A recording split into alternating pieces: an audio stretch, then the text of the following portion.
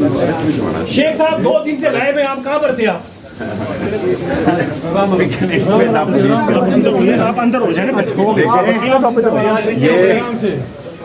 ये कह रहे हैं कि इमरान खान नाहल हो रहा है, आप क्या करेंगे? मैं उसके साथ खड़ा रहूँगा। ये कराची मुझे भेज रहे हैं, ले जाएं। अगर मैं रास्ते में मारा गया तो आसिफ जरदारी, बिलावल, मोहसिन नकवी और राना सनाउल्लाह, शहबाज शरीफ, 5 मेरे मुजरम है, मैं नहीं छोड़ूंगा और इन पर मुकदमा किया। तौहीन बिलावल पर भी पर्चा हुआ है, यहाँ पर क्या कहते हैं इस पर? वो तो मेरा पेशाब बार बार लेते हैं उसके साथ मिक्स करने के लिए, ताकि बाद में पता लगे कि जो उसकी आदतें इल्लतें हैं वो मेरे में है।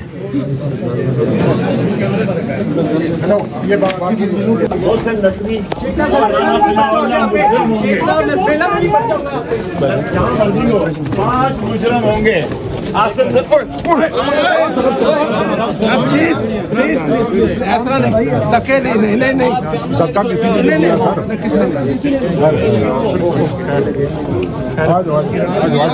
आप छोड़े ना सर, हमें पता है। 5 मुजरिम है, आसिफ जरदारी, बिलावल, सनाउल्लाह, शहबाज और मोहसिन नकवी। अगर मैं कत्ल हो जाऊं यार